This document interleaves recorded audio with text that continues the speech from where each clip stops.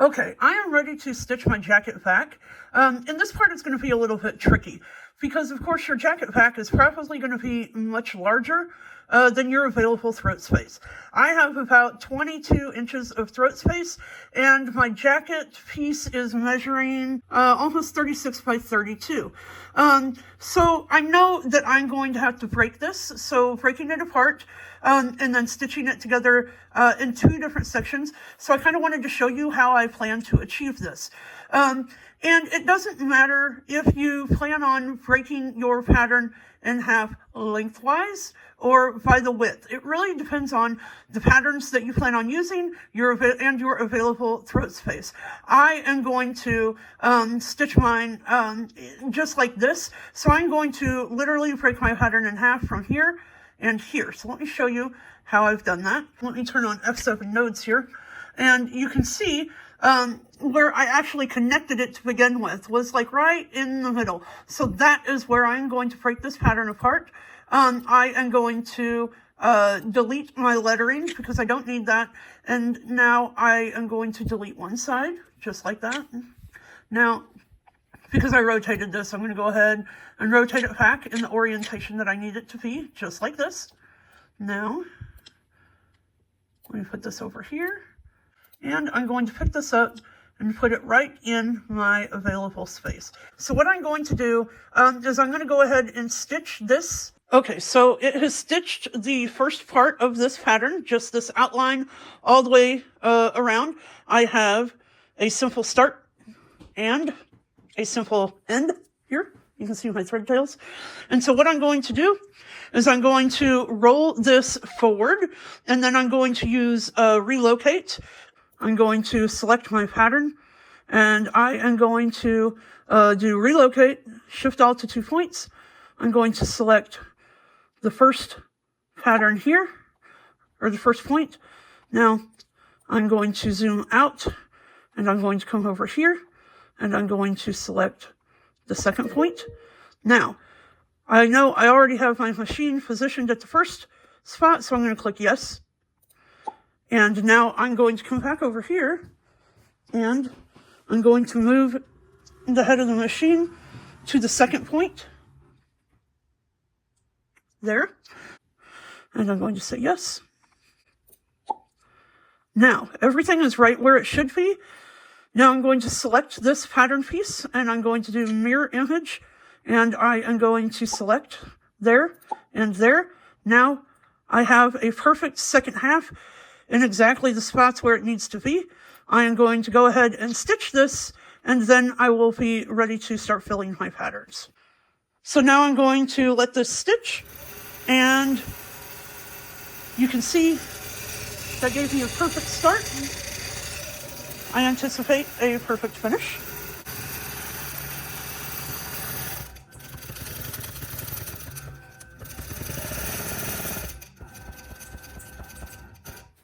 Perfect. I love it.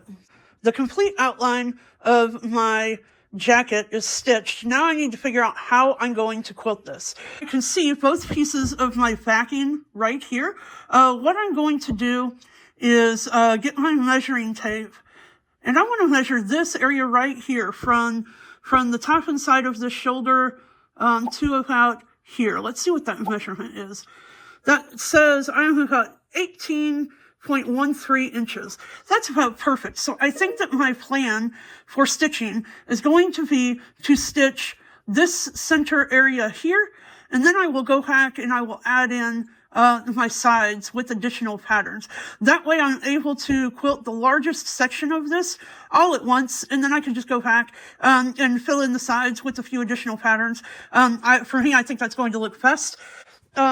And I'm going to kind of mark that about where I think I want my my stitching to go. So I'm going to put a little chalk line right about there, and I'm going to come down here from about this, probably about like that. So now I can see I'm going to probably not quilt this area to start out with. I'm going to roll my quilt backwards, and I'm going to do the same thing on the other side. That's going to leave me with a large rectangular area to quilt, and I think that'll be a good place to start.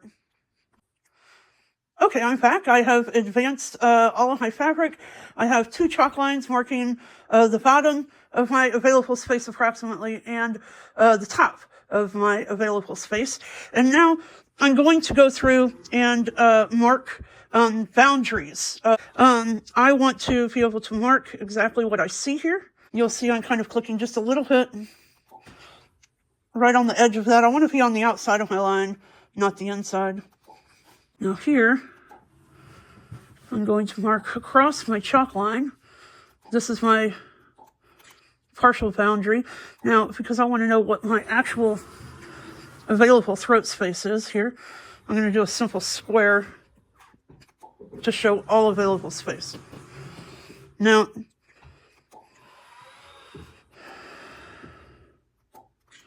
all right, now I can look here and I can see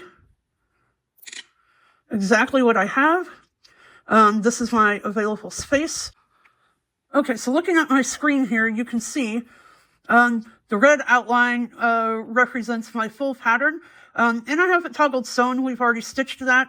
I don't want to restitch it again, but I want to be able to see approximately where the rest of these patterns are going to line up when I get ready to stitch them. Then I have 2 boundaries here. This outside boundary is marking my full available quiltable space. And then this inside boundary here is the actual boundaries of the where I'm going to be stitching inside the jacket. This one is going to be a little bit different than the other ones, because we cannot fill at these areas or you'll have lines inside. So this one is probably going to be a little more fitted and a little more tailored how we fill our patterns inside these areas. Okay, I'm back, and I have my patterns fitted to the back of my jacket, and I wanted to explain a little bit about what I did here. So I really wanted the back of this jacket to be all about me and the things that I do. So I have some patterns that I really liked that I picked out and I put on here. You can see I've got a honeybee, some pretty cute and quirky pieces to kind of fit around my quilt artistry name. And then all of these other pattern pieces that I have here are bits and pieces of patterns that I have drawn and created over the last few months. These, the thimble and the locks and keys and sewing notions, all of these are from my steampunk vintage patterns that I've drawn. And so I have taken all of these elements, along with a few others. There's a koi from a koi and lotus pattern that I did, the phoenix, the thimble, and then these are a couple pattern elements from a series of patterns that I've been working on. So now what you can see here is in this red outline here, this red outline, that represents my entire jacket. So I know that I will have to roll backward to be able to get to this area to fill this, and then again forward to be able to fill the rest of this. But I like this better because it allows me to be able to quilt the largest section of my jacket. And if I click on this, you'll see all of this is going to stitch out as one pattern, except for this little tiny element here.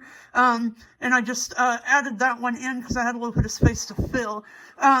But I took the time to use F7 nodes to be able to connect everything, just because I think it makes a cleaner look.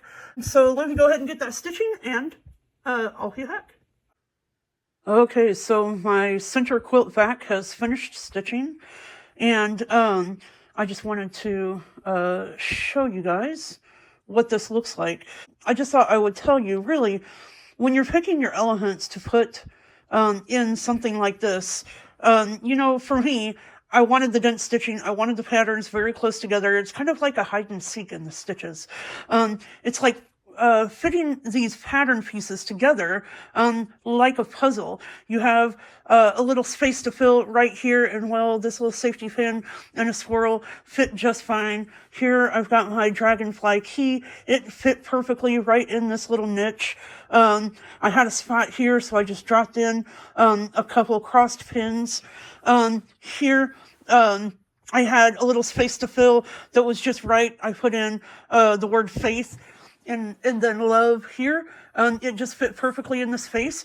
And so what I'll do when I am laying these patterns out on the screen is I place all of my patterns first, moving them around to make sure that they fit well. And then I go and I start connecting patterns. And this one here, this was an intentional start. I wanted my start to be right there where that needle was, so that it looked like the thread was starting as it's going through the eye of the needle. Many of the other jackets that I've done, my starts and stops are not in the center of the jacket, but this one was intentional. I did that on purpose. And so anyway, just think of it like puzzle making for big girls. You pick the elements that you want to put in the space, and then you start moving them around until you come up with a cohesive layout. All of these elements that I've used came out of edge-to-edge designs, and I used F7 nodes to break the pattern apart to get the element that I wanted, basically isolating the elements and then getting rid of the rest of the pattern. I didn't need it. So that is just a little blurb about how I place these patterns. This is a style that I absolutely love. This is something that I've been doing for years. I've been doing this on my Statler even before Creative Studio 7. Oh, it was difficult, but I still did this. So this is definitely a quilt artistry style for sure. Now I'm going to get this rolled backwards so that I can get access to this area up here, and then I will start quilting that area next. Okay, so I have my quilt rolled back so that I have access to my unquilted area. I have marked a boundary along the outside edge that I have stitched here, and then along the inside where I have the patterns. Now, this is a small area, and, it's not going to take a lot of patterns to fill this, but it is an odd shape. So I wanted to show you how I go about doing these patterns. So what I'll do is I'll pick elements that I think are going to work well in the space.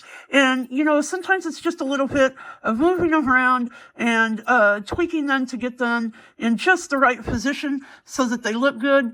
And, it really is like putting together a puzzle. I try to find elements that I can get to the start and end easily. So like this one, I could just use an arc and connect these. This one over here, I can bring this straight line here to connect to that. And now that would give me all three of those pieces connected. And then I just kind of go through fitting the pieces to try to see what is going to look good in the space. Of course, I pick elements that I like, things that go with what it is that I'm working on. And it just works. This is my actual working area, and I have everything connected. So now this whole area is going to quilt as one piece with no tie-offs, and that is a beautiful thing. So I just wanted to share that little pattern fitting with you. Now I'm going to go ahead and finish this, and then likewise I will roll it forward and complete the other side as well.